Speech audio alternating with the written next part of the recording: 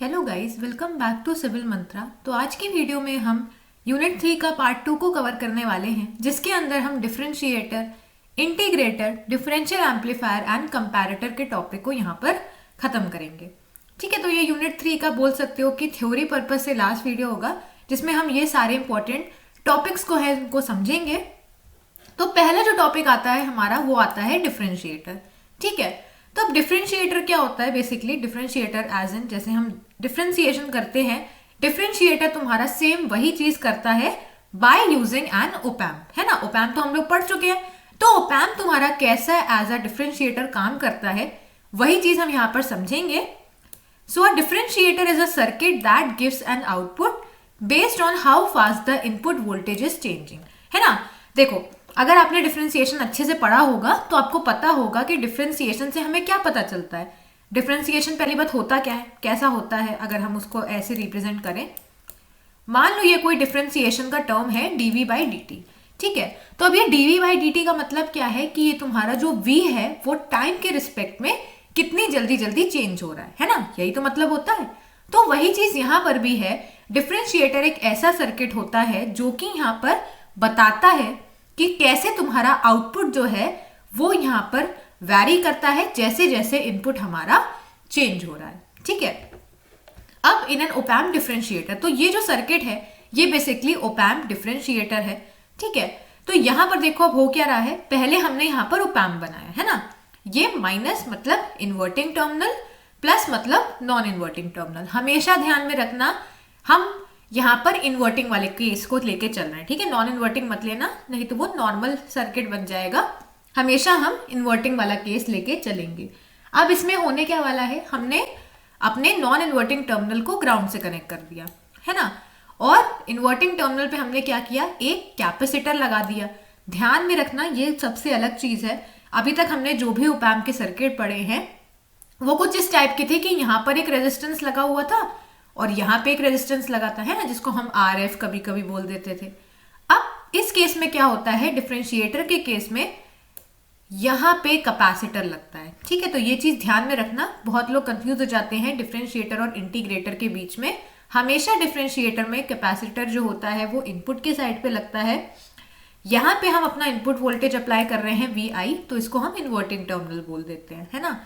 इसके बाद हमारा यहाँ पर एक रेजिस्टेंस है और यहाँ से हम आउटपुट ले रहे हैं। ठीक है, so in an op amp differentiator the input voltage is applied to the inverting या minus terminal of the op amp, while the non-inverting plus terminal is connected to the ground 0 volt, है ना, जो हमने देख लिया।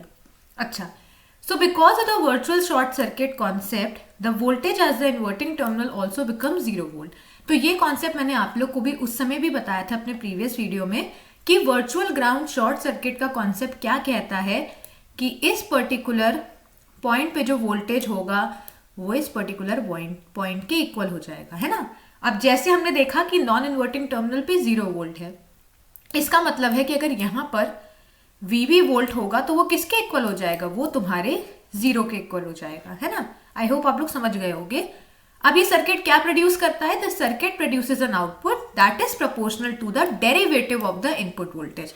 मतलब हमने यहाँ पर अपना इनपुट वोल्टेज दिया इस सर्किट को, तो ये सर्किट हमें क्या देगा, ये सर्किट हमें हमारे इनपुट वोल्टेज का डिफरेंशिएशन करके दे देगा।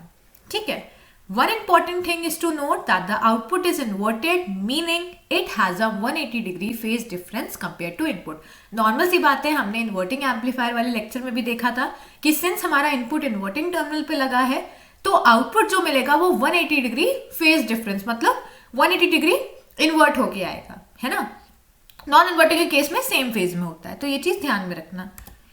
अब इसके इक्वेशन देख लेते हैं। इसकी इक्वेशन बहुत आसान है। देखो होने क्या वाला है, अगर आप लोगों को पता होगा कि कैपेसिटर के केस में हम कैसी यहाँ पर चीजें अप्लाई करते हैं तो आप बहुत इजीली समझ जाओगे। देखो यहाँ पर हम कर क्या रहे हैं वो चीज पहले समझो।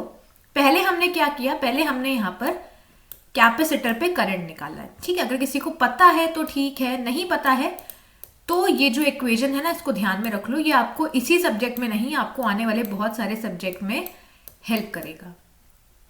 इक्वेशन क्या है, I is equals to C D V by D T. ठीक है, I क्या है, कैपेसिटर पे करंट है, C क्या है, कैपेसिटेंस है, dv बाई dt। ठीक है, मतलब वोल्टेज पे जो भी चेंज हुआ वो लिख दो टाइम के रिस्पेक्ट में, then c equals to i। अब हम क्या करेंगे, यहाँ पर हमने यहाँ पर करंट का डायरेक्शन लेना है। अब जैसे मैंने कहा आपकी मर्जी है, आप जैसा भी करंट का डायरेक्शन लो। आप i1 करंट ऐसा मान सकते हो, है ना, आप i2 करंट ऐसा मान सकते हो, या तो आप ऑपोजिट डायरेक्शन में भी कर सकते हो, वो आपकी मर्जी है। और इस पॉइंट पे आप केसीएल लगा लो। ठीक है, तो आप केसीएल लगाओगे तो क्या हो जाएगा, केसीएल लगाओगे तो बेसिकली कुछ नहीं होने वाला है, i1 प्लस i2, है ना, दोनों एंटर हो रहे हैं, इज इक्वल्स टू 0। ठीक है, अब आपको जैसे लगाना है वैसे लगा सकते हो, उसमें कोई यहाँ पर प्रॉब्लम नहीं है। अब हम क्या करेंगे, हमने यहाँ पर i1 लिखा तो c d। अब यहाँ पर देखना वोल्टेज जो होगा वो चेंज हो जाएगा। क्यों चेंज हो जाएगा, इसके पीछे का रीजन क्या है, देखो इसके पीछे का रीजन तुम्हारा ये है। पहले मैं देखो, कुछ लोग हो सकता है इस इक्वेशन से कंफ्यूज हो जाए, पहले मैं अपना तरीका बता देती हूँ, फिर ये तरीका बता दूंगी। मैंने यहाँ पर क्या किया, मैंने i1 करंट इस डायरेक्शन में लिया है ना, और i2 करंट इस डायरेक्शन में। तो मेरी इक्वेशन के हिसाब से केसीएल कैसा लगेगा, इस नोड पे i1 भी एंटर कर रहा है, i2 भी एंटर कर रहा है ना।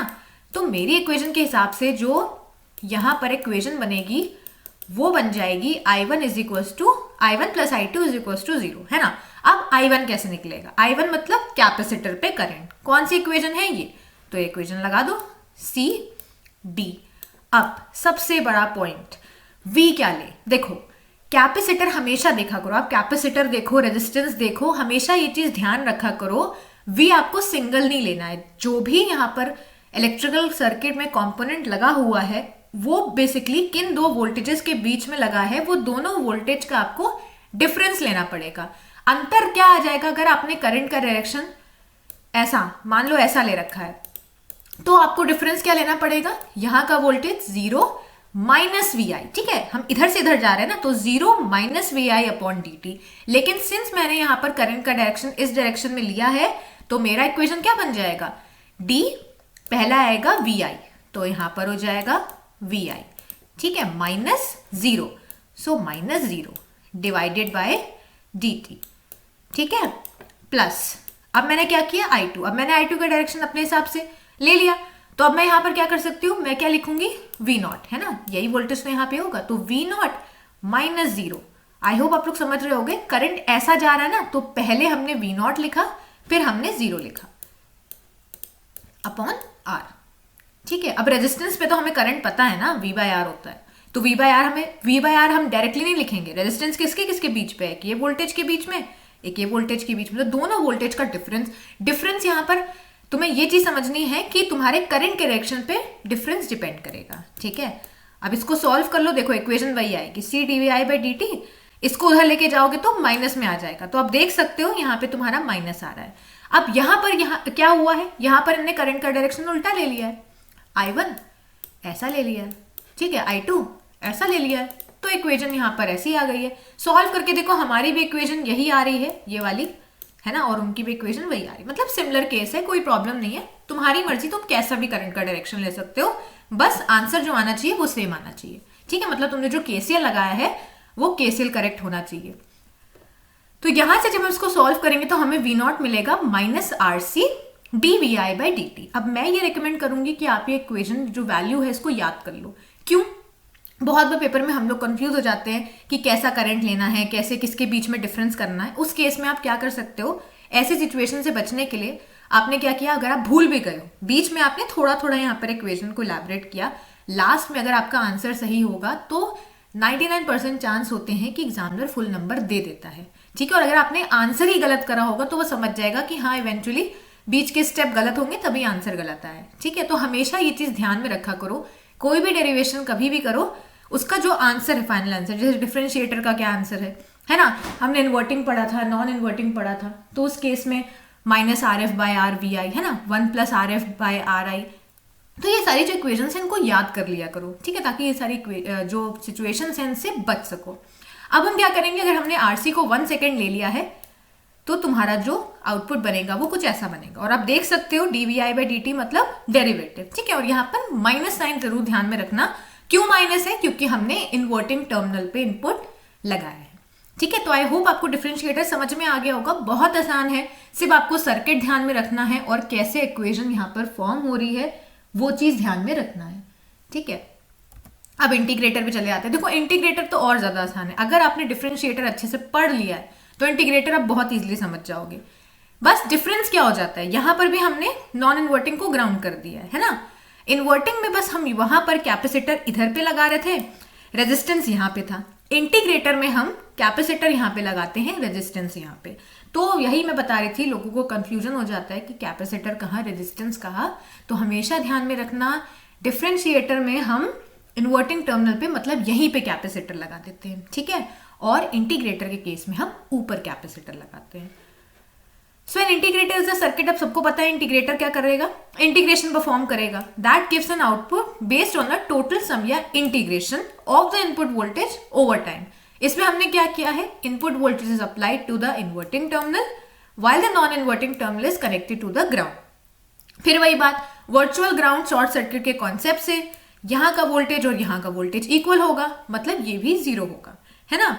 वन इंपॉर्टेंट थिंग, अब यहां पर भी वही चीज कि जो तुम्हारा आउटपुट होगा वो इन्वर्टेड होगा, मतलब 180 डिग्री फेज डिफरेंस होगा इनपुट एंड आउटपुट के बीच में, ठीक है। रीजन हमें पता है।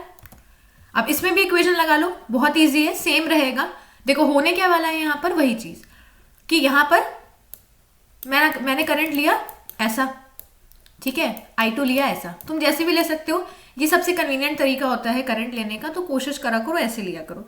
बाकी आप चाहो तो उल्टा भी कर सकते हो, उसमें कोई इशू नहीं है। अब यहां पर देखो करंट ऐसा लिया गया, तो मैं तुम लोग को ऐसा वाला तो मैंने पीछे बता दिया ना, ये वाला, तो मैं तुम लोग को ये वाला बता देती हूँ, ठीक है। अभी इसको यहां पर भूल जाओ।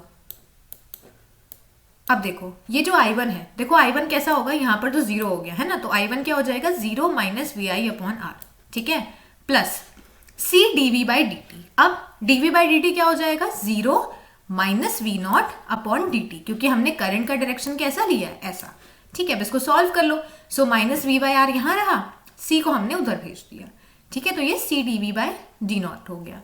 अब हमें यहां पर क्या करना है, इसको सॉल्व करना है। So dV/d0 is equal to minus VI/RC, ठीक है। अच्छा कुछ लोग कंफ्यूज मत हो जाना कि ये तो प्लस में था, वहां गया माइनस में क्यों हो गया। देखो यहाँ पर ये माइनस C dV/d0 है ना, तो वहां जाएगा तो प्लस में हो जाएगा। अब इसको सॉल्व कर लेना है। जब हमने सॉल्व किया तो हमें ये इक्वेशन मिली। अब ये मैथमेटिक्स का बहुत बेसिक सा रूल है, यहाँ पर हम क्या करेंगे, हम दोनों साइड इंटीग्रेट करेंगे, है ना, क्योंकि यहाँ पर D का टर्म है, तो अगर हमें V0 चाहिए तो हमें इंटीग्रेट करना पड़ेगा। तो हमने दोनों साइड यहाँ पर क्या किया, हमने दोनों साइड यहाँ पर इंटीग्रेट कर दिया, ठीक है। तो जब इंटीग्रेट करेंगे तो ये D से ये इंटीग्रेशन कैंसिल, यहाँ पे हमें मिल गया V0, और 1/RC तो तुम्हारा कांस्टेंट टर्म होगा ना भैया। रेजिस्टेंस की तो एक वैल्यू, 2 ओम 3 ओम ऐसी कुछ वैल्यू होगी, कैपेसिटेंस की भी अपनी कोई वैल्यू होगी, तो ये तो कांस्टेंट होगा, ठीक है। I यहाँ पर क्या है, I तुम्हारा dt के साथ है, मतलब तुम्हारा इनपुट वोल्टेज ही तो है जो टाइम के साथ वैरी कर रहा है, तो वो हमने अंदर रखा। अब अगर हमने RC को 1 सेकेंड ले लिया तो हमें देखो आउटपुट ऐसा मिल रहा है, V0 is equal to minus integration of VI/dt, मतलब इनपुट वोल्टेज का इंटीग्रेशन हमें यहाँ पर मिल रहा है। माइनस साइन क्या डिनोट कर रहा है कि हमने इन्वर्टिंग पे लगाया, ठीक है। तो आई होप आपको इंटीग्रेटर भी समझ में आ गया होगा। नेक्स्ट आता है डिफरेंशियल एम्पलीफायर। डिफरेंशियल एम्पलीफायर क्या होता है, ये क्वेश्चन ना वाइवा के पॉइंट ऑफ व्यू से बहुत इंपॉर्टेंट है। वाइवा में कई बार इसका जो क्वेश्चन है वो पूछ लिया जाता है कि बताओ डिफरेंशियल एम्पलीफायर होता क्या है। सो बेसिकली डिफरेंशियल एम्पलीफायर यहाँ पर उसका जो बेसिक फंक्शन होता है वो ये होता है, अब नॉर्मल सी बात है, इसका नाम एम्पलीफायर है तो ये एम्पलीफाई करेगा, है ना, एम्पलीट्यूड को इंक्रीज करेगा। तो ये बेसिकली दो सिग्नल का जो डिफरेंस होता है, जैसे मान लो एक सिग्नल A है, एक सिग्नल तुम्हारा B है, तो ये दोनों सिग्नल के बीच का जो डिफरेंस होगा उसको एम्पलीफाई करने का काम डिफरेंशियल एम्पलीफायर करता है, ठीक है। अब the need for differential amplifier in many physical measurements arises where response from DC to many hertz is required. It also the basic input stage of an integrated amplifier, ठीक है। तो ये तुम्हारा डिफरेंशियल एम्पलीफायर था। पहले इसका block diagram समझ लेते हैं, ये थोड़ा सा इंपॉर्टेंट हो जाता है, कभी कभी ये 2 नंबर में आ जाता है। तो देखो ये डिफरेंशियल एम्पलीफायर हमारा बीच में लगा हुआ है, ठीक है। इसमें भी 2 टर्मिनल होंगे, plus and minus terminal. Plus terminal पे हमने V1 वोल्ट लगा दिया एंड माइनस पे हमने V2 वोल्टेज लगा दिया। दोनों वोल्टेज के बीच का जो डिफरेंस है ना VD क्या है, V1 माइनस V2। जैसे मैंने बताया ना कि डिफरेंशियल एम्पलीफायर क्या है, अब ये एम्पलीफायर है ना, तो ये एम्पलीफाई करेगा आपके इनपुट को। इनपुट हम क्या दे रहे हैं, इनपुट हम V1 माइनस V2 का डिफरेंस देंगे, ठीक है, तभी इसका नाम डिफरेंशियल एम्पलीफायर है। दो वोल्टेज के बीच का जो डिफरेंस है उसको एम्पलीफाई करने वाला एक डिवाइस। तो VD क्या हो गया, V1 माइनस V2। हमने डिफरेंशियल एम्पलीफायर में दिया, उसने एम्पलीफिकेशन परफॉर्म किया और देन हमें आउटपुट पे V0 मिल गया। ठीक है, ये इसका रियल सर्किट होता है। अगर इसको पढ़ लेना, इसको एक बार समझ लेना, ठीक है। तुम्हें यहाँ पर ज़्यादा नहीं समझना है, जब तुम इसको और डिटेल में जब इलेक्ट्रॉनिक्स एज एन इंजीनियरिंग लोगे तब आपको ज़्यादा अच्छे से इसको पढ़ना पड़ेगा। इसकी पूरी यहाँ पर KCL एंड KVL लगाना पड़ेगा। फर्स्ट ईयर के हिसाब से इस सर्किट को ध्यान में रखो। सर्किट में क्या है, यहाँ पर हमने BJT लगा रखा है ना। तो यहाँ पर BJT लगा हुआ है, RC हमारा कलेक्टर, बेसिकली यहाँ पर कलेक्टर के अक्रॉस रेजिस्टेंस है, यहाँ पर एमिटर के अक्रॉस रेजिस्टेंस है एंड सोर्स के अक्रॉस है। ठीक है, तो ये तुम्हारा यहाँ पर ये हो गया। अब हमें यहाँ पर क्या करना है, यहाँ पर हमारा VS है। ठीक है, यहाँ पर हम इनपुट ले रहे हैं, ये तुम्हारा RS रेजिस्टेंस है। तो इस सर्किट बस हल्का सा समझ लो, ये सर्किट आपके लिए इंपॉर्टेंट नहीं है। इंपॉर्टेंट आपके लिए ये वाला सर्किट था, अगर मैं फर्स्ट ईयर के पॉइंट ऑफ व्यू से बोलूँ तो। जब आप सेकेंड थर्ड ईयर में जाओगे तो आपको इस पूरे सर्किट को एनालाइज करना पड़ेगा और कैसे कैसे इसमें सारी चीज़ें हो रही हैं वो सारी चीज़ें आपको यहाँ पर समझानी पड़ेंगी। ठीक है, अब इसमें तुम्हें क्या समझना है, तुम्हें ये समझना है कि जो आउटपुट सिग्नल होगा वो किसके प्रोपोर्शनल होगा, वो तुम्हारे V1 माइनस V2 के प्रोपोर्शनल होगा। मतलब दोनों वोल्टेजेस जो इनपुट सिग्नल हैं उनके डिफरेंस के इक्वल। ठीक है, अब मेन चीज आती है differential gain and common mode gain. इसके ऊपर न्यूमेरिकल आ सकता है जो मैं करवाऊंगी आप लोग को। इसमें बेसिकली थ्योरी भी आ जाती है। कभी कभी क्या होता है, लॉन्ग आंसर में 4-5 जो टॉपिक होते हैं वो पूछ लिए जाते हैं एक साथ, होता नहीं ऐसे शॉर्ट नोट करके, तो आपको शॉर्ट नोट पूछा जा सकता है इंपॉर्टेंट टॉपिक्स का, वो मैं यहाँ पर बता दूंगी। पहला जो उसमें आता है वो आता है डिफरेंशियल गेन, जिसको हम AD बोलते हैं। ठीक है, अब इसको देखो याद करने का सबसे अच्छा तरीका मैंने तुम लोग को बताया था। गेन क्या होता है, अगर हम वोल्टेज गेन की बात करें वो होता है आउटपुट अपॉन इनपुट वोल्टेज, है ना। अभी हमने पीछे देखा आउटपुट वोल्टेज क्या हो गया, V0। इनपुट पे हम क्या दे रहे हैं, दोनों वोल्टेज का डिफरेंस, है ना। दोनों वोल्टेज का डिफरेंस ही तो दे रहे हैं, तो ये तुम्हारा हो गया गेन। अब डिफरेंशियल है तो हमने AD लगा दिया। तो देखो वही चीज यहाँ पर लिखी है, V0 is equal to AD V1 minus V2। AD क्या है, प्रोपोर्शनैलिटी कांस्टेंट। अब इसको यहाँ से भी समझ सकते हो, V0 हमारा क्या होगा, V1 माइनस V2 के प्रोपोर्शनल, है ना। प्रोपोर्शनैलिटी कांस्टेंट हटाओगे तो तुम्हें AD मिलेगा। ठीक है, जैसे समझना चाहो ये भी तरीका सही है। AD is the gain with which differential amplifier amplifies the difference of the two signal। अब यहां पर hence it is shown as differential gain of differential amplifier। अब AD को यहां हम क्या लिख सकते हैं, ये तो V0 है, V1 माइनस V2 हमने पीछे क्या देखा था, VD, यही तो देखा था। देखो यहाँ पर VD, तो वही चीज हमने करी है, V1 माइनस V2 को VD लिख दिया। ठीक है, आगे वीडियो से बढ़ने से पहले मैं आप लोगों को बताना चाहती हूँ कि आप हमारे चैनल को सब्सक्राइब करें ताकि आपको ऐसी और भी वीडियोस मिले हमारे। अगर आप चैनल को अच्छा लग रहा है, अगर आपको ये पर्टिकुलर चैनल हेल्प कर रहा है आपकी जर्नी में, आपके बीटेक में, तो प्लीज़ आप हमारे चैनल को सब्सक्राइब करें, लाइक करें और वीडियो को शेयर करें अपने दोस्तों के साथ ताकि उनको भी हेल्प मिले। अगर आप हमारे चैनल को और ग्रो करवाएंगे, हमारी वीडियोज़ को लाइक करेंगे, तो ये मुझे मोटिवेशन की तरह हेल्प करेगा और मैं ऐसे ही वीडियोस और लाऊंगी ताकि आप लोग का जो पेपर है बीटेक का वो इजीली हो पाए, आप उसको अच्छे नंबर से स्कोर कर पाए। तो हमारे चैनल को जरूर सब्सक्राइब करें। कॉमन मोड गेन देख लो। कॉमन मोड गेन क्या होगा, कॉमन मोड गेन को हम AC से डिनोट करते हैं। और ये कैसे निकलता है, ये बेसिकली निकलता है, पहले ये समझो कि कॉमन मोड सिग्नल कैसे डिनोट किया जाता है ना। VD तो हम समझ गए, V1 माइनस V2 है। VC क्या होगा, कॉमन मोड गेन। VC तुम्हारा होता है दोनों वोल्टेजेस का सम डिवाइडेड बाय 2। ठीक है, तो हम ये चीज यहां पर करते हैं, ये चीज हमेशा ध्यान में रखना। VD क्या है, VD है तुम्हारा V1 माइनस V2। VC क्या है, कॉमन मोड सिग्नल, वो तुम्हारा जो कॉमन मोड सिग्नल है वो है V1 प्लस V2 अपॉन 2, मतलब दोनों इनपुट सिग्नल का एवरेज। ठीक है, तो अब यहां पर समझो, hence the differential amplifier also produces the output voltage proportional to the common mode signal। अब यहां पर देखो क्या हो जाएगा, यहां पर तुम्हारा जो कॉमन मोड गेन निकलेगा ना वो निकलेगा V0 बाय VC। देखो बहुत आसान है। डिफरेंशियल के केस में क्या था, डिफरेंशियल के केस में आउटपुट वोल्टेज V0 था, इनपुट पे हम VD दे रहे थे, है ना। कॉमन मोड के केस में क्या हो जाएगा, आउटपुट हमारा सेम रहेगा, सिर्फ इनपुट पे VC हो जाएगा। वहां VD क्या था, V1 माइनस V2, यहाँ VC क्या है, V1 प्लस V2 बाय 2। ठीक है, आई होप आप लोग समझ गए होंगे। नॉलेज के लिए जान लो कि AC की वैल्यू जो होती है जनरली वो माइनस RC बाय RE होती है, मतलब collector resistance divided by emitter resistance. इसकी डेरिवेशन नहीं है, इसको सिर्फ ध्यान में रख सकते हो, क्वेश्चन नहीं आएगा इस पे पेपर पे, ठीक है। ये पूरी डेरिवेशन होती है काफ़ी लॉन्ग, जिसमें हम AC signal then DC signal को अप्लाई करते हैं, तो वो आप जब सेकेंड ईयर में जाओगे तब पढ़ोगे। Therefore, there exists some finite output for V1 is equals to V2 due to common gain AC। तो बस आपको common mode gain and differential gain आपको पता होना चाहिए होता क्या है। अब जो टोटल आउटपुट आएगा, ये इक्वेशन याद कर लो, इसको कहीं पर लिख करना, इसको 5-6 स्टार्स दे दो, ये इतनी ज्यादा इंपॉर्टेंट इक्वेशन है। हमें यहाँ पर जो फाइनल आउटपुट मिलता है वो क्या मिलता है, AD VD प्लस ACBC, ठीक है। मतलब डिफरेंशियल का gain then VD plus ACBC। अब ये आया कहाँ से, यहीं से आया है। यहाँ से तुम V0 निकालोगे तो क्या आ जाएगा, ACBC, है ना। यहाँ से V0 निकालोगे तो क्या आ जाएगा, AD VD। तो दोनों को हमने ऐड कर दिया, हमें ये इक्वेशन मिल गई। तो ये टोटल आउटपुट है एक डिफरेंशियल एम्पलीफायर का, जो एज एन इक्वेशन फॉर्म में है, ठीक है। अब हम थोड़ी सी यहाँ पर जो नॉर्मल डेफिनेशन होती है उसको समझ लेते हैं। तो मैंने आप लोग को इस वीडियो के फर्स्ट पार्ट में ही बताया था कि हम कुछ नॉर्मल यहाँ पर होते हैं ना कि ideal characteristic and practical characteristic, तो ये कभी कभी डेफिनेशन पूछ ली जाती हैं, तो इनको समझ लेते हैं, सिर्फ याद करनी है। पहला आता है common mode rejection ratio, CMRR, ठीक है। अब दो केस हो सकते हैं, या तो इस पर डेफिनेशन आ जाए या तो इसमें न्यूमेरिकल आ जाए। डेफिनेशन आने के चांसेस ज़्यादा है, न्यूमेरिकल में आपको कुछ नहीं करना है, बता दूंगी कैसे करना है। So the ability of a differential amplifier to reject a common mode signal. एक डिफरेंशियल एम्पलीफायर की एबिलिटी कि वो कॉमन मोड सिग्नल VC जो हमने पीछे पढ़ा था ना, उसको रिजेक्ट कर दे, उसको हम बेसिकली एक रेशियो से डिफाइन करते हैं। एक रेशियो क्या होता है, दो क्वांटिटी का यहाँ पर डिवीजन, है ना।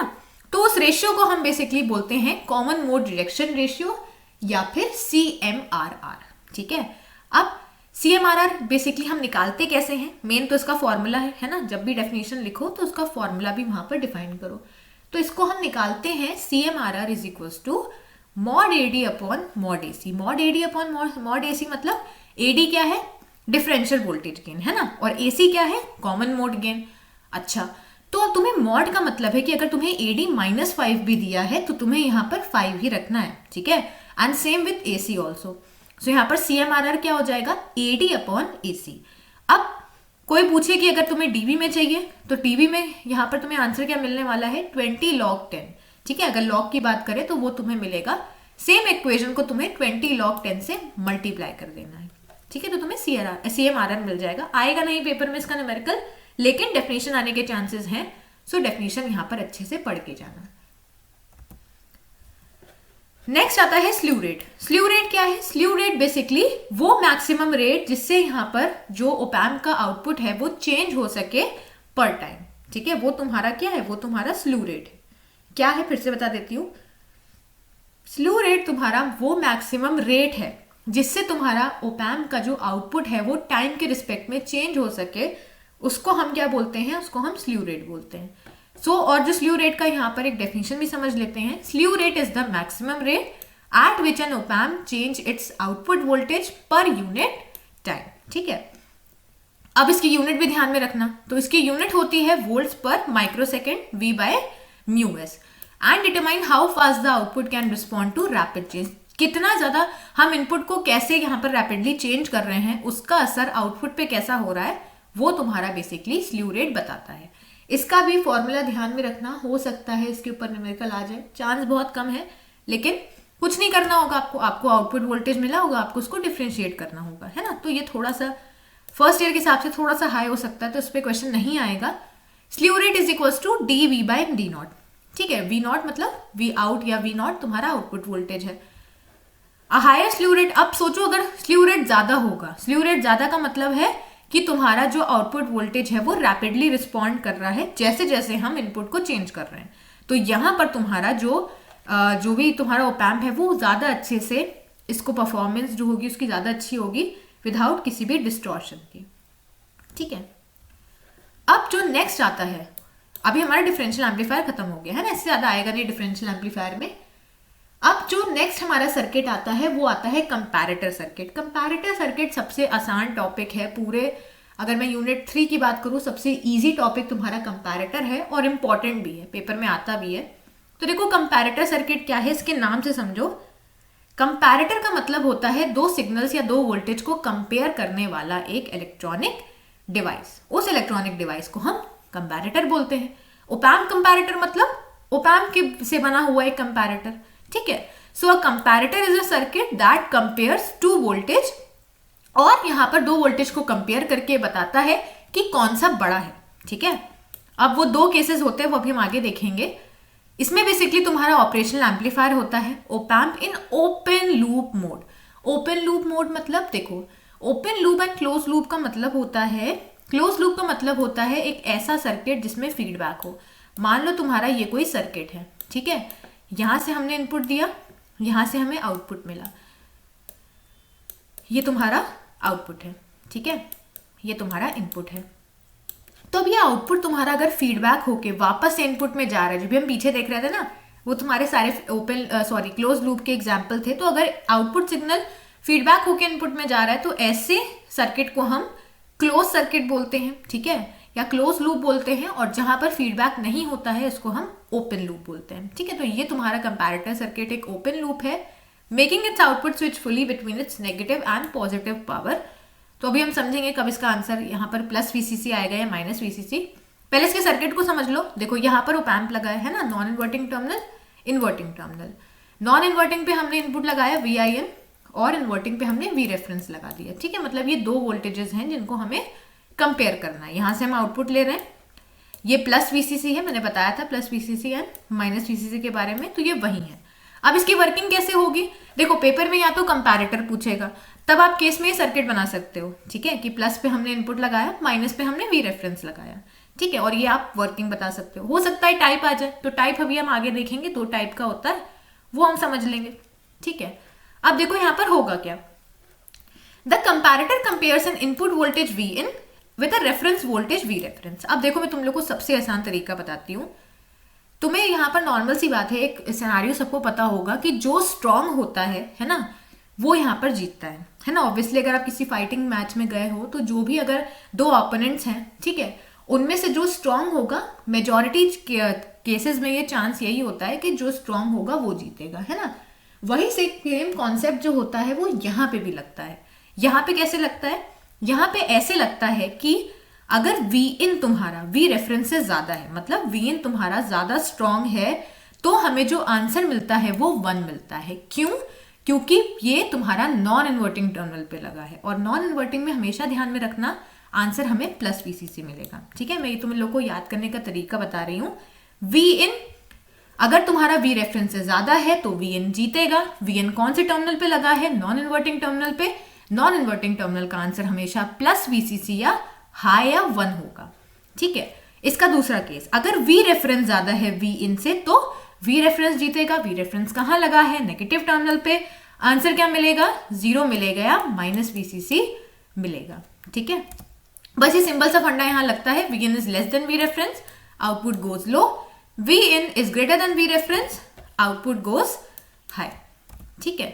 The output changes suddenly when Vin crosses V reference, acting like a switch. अभी आगे देखेंगे इसको। अब इसका आउटपुट समझ लो। देखो सबसे आसान आउटपुट है, यहाँ पर देखो हो क्या रहा है, प्लस VCC है, ठीक है, ये माइनस VCC है। हम इनपुट और आउटपुट के बीच में ग्राफ प्लॉट कर रहे हैं, ठीक है। अब देखो होगा क्या यहाँ पर, इस पर्टिकुलर केस की अगर बात करें, जब तुम्हारा Vin V रेफरेंस से ज्यादा है, इस केस की बात करें, ये वाला Vin तुम्हारा V रेफरेंस से ज्यादा होगा तो आंसर क्या मिलेगा, प्लस VCC, है ना, देखो बना हुआ है ना। दूसरा केस ये वाला, Vin तुम्हारा V रेफरेंस से कम होगा तो आंसर क्या मिलेगा, माइनस VCC, है ना। ये बीच का ये क्या है, नॉर्मल लीनियर रीजन, ये क्या है, इसको समझते हैं। This figure shows in how an op-amp comparator works by comparing an input voltage with a reference voltage and producing output voltage. When Vn is less than V reference, मतलब ये वाला case, तो हमें आउटपुट क्या मिलने वाला है, minus VCC, है ना, जिसको हम नेगेटिव सैचुरेशन बोलते हैं। सैचुरेशन मतलब करंट तुम्हारा जो है, ये ऐसे बोल सकते हो, जो हमें आउटपुट मिल रहा है वो कांस्टेंट है लेकिन नेगेटिव साइड पे है, इसलिए नेगेटिव सैचुरेशन। दूसरा केस, जब Vn V रेफरेंस से ज्यादा होगा तो आउटपुट हमें प्लस VCC मिलेगा, इसको हम पॉजिटिव सैचुरेशन बोलेंगे। थर्ड आता है नॉर्मल लीनियर रीजन, है ना, ये वाला जो वेरिएशन है इसको नहीं, ये तो तुम्हारा प्लस VCC हो गया, है ना, ये तुम्हारा माइनस VCC हो गया, इसको कनेक्ट करके हमने ऐसे बना दिया। ये जो यहाँ पर वेरिएशन है इतना आप जो देख सकते हो, ये वाला, एंड ये वाला, इस रीजन को हम क्या बोल रहे हैं, इसको हम नॉर्मल लीनियर रीजन बोलते हैं. So this is a small transition where the output is changing between minus VCC to plus VCC. अब जनरली यहाँ पर क्या होता है, जो कंपैरेटर है, अगर हम आइडियल कंपैरेटर की बात करें तो ये जो स्विचिंग होती है ये बहुत जल्दी होती है ना. ऐसा हम माना जाता है कि कंपैरेटर सर्किट क्या करेगा, Vn जब V रेफरेंस से कम है तो माइनस वीसीसी चलेगा, और जैसे ही Vn greater than V reference हो जाएगा तो इसको कोई टाइम नहीं लगने वाला है, ये तुरंत से ही तुम्हारा प्लस वीसीसी हो जाएगा. लेकिन आपको पता है कि आइडियल कोई भी सर्किट नहीं होता है. प्रैक्टिकल सर्किट में हमें थोड़ा सा टाइम लगता है इस स्विचिंग में, minus VCC to plus VCC, और इसी को हम इस शेडेड रीजन से दिखाते हैं. ठीक है, की टेक अवे क्या है, the comparator acts like a switch, है ना, कभी माइनस वीसीसी ऑफ, कभी plus VCC on. The output is इधर हाई और low, making it behave like a digital device. ठीक है, तो अगर आप कंपैरेटर का क्वेश्चन आता है तो आप कंपैरेटर का सर्किट एंड देन आप ये आउटपुट बना सकते हो.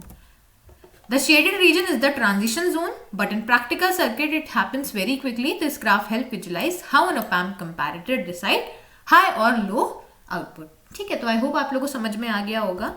आगे वीडियो से बढ़ने से पहले मैं आप लोगों को बताना चाहती हूँ कि आप हमारे चैनल को सब्सक्राइब करें ताकि आपको ऐसी और भी वीडियोस मिले हमारे. अगर आप चैनल को अच्छा लग रहा है, अगर आपको ये पर्टिकुलर चैनल हेल्प कर रहा है आपकी जर्नी में, आपके बीटेक में, तो प्लीज़ आप हमारे चैनल को सब्सक्राइब करें, लाइक करें और वीडियो को शेयर करें अपने दोस्तों के साथ ताकि उनको भी हेल्प मिले. अगर आप हमारे चैनल को और ग्रो करवाएंगे, हमारी वीडियोज़ को लाइक करेंगे, तो ये मुझे मोटिवेशन की तरह हेल्प करेगा और मैं ऐसे ही वीडियोस और लाऊंगी ताकि आप लोग का जो पेपर है बीटेक का वो इजीली हो पाए, आप उसको अच्छे नंबर से स्कोर कर पाए. तो हमारे चैनल को ज़रूर सब्सक्राइब करें. अब बढ़ते हैं टाइप्स ऑफ कंपैरेटर. देखो यहाँ पर बहुत आसान है. टाइप्स ऑफ कंपैरेटर तुम्हारे दो होते हैं, पॉजिटिव एंड नेगेटिव. नाम से ही समझ जाओगे. पॉजिटिव का मतलब क्या है, नॉन इन्वर्टिंग, है ना. प्लस वाला कौन होता है, नॉन इन्वर्टिंग टर्मिनल ही तो होता है. तो जब हम इनपुट अपने नॉन इन्वर्टिंग टर्मिनल पे लगा दें तो ऐसे सर्किट को हम क्या बोलते हैं, नॉन इन्वर्टिंग कंपैरेटर. तो हमने यहाँ पर V रेफरेंस को इन्वर्टिंग पे लगा दिया, Vin को नॉन इन्वर्टिंग में, आंसर हमें वही मिलने वाला है. Vin greater than V reference, output is high. Vin less than V reference, output is low. ठीक है, तो इसका सर्किट ध्यान में रखना. देखो आंसर में हमें यही मिलेगा. अब हमने इनपुट पे क्या दिया है, हमने इनपुट पे ट्राइंगुलर वेव दी है. यहाँ आप देख सकते हो हमने इनपुट पे ट्राइंगुलर वेव दी है. तो इसको भी समझना बहुत आसान है. देखो यहाँ पर होगा क्या, इस पर्टिकुलर ये तुम्हारी जो वैल्यू है ना, ये वाली, ये तुम्हारी V रेफरेंस है ना. तो अगर हम इस ग्राफ की बात करें, इस ग्राफ में क्या है, इनपुट तुम्हारा V रेफरेंस से कम है ना. अच्छा, इनपुट V रेफरेंस से कम है मतलब ये वाला केस, हमें आंसर क्या मिलने वाला है, 0. तो देखो यहाँ पे आंसर तुम्हें 0 मिल रहा है ना.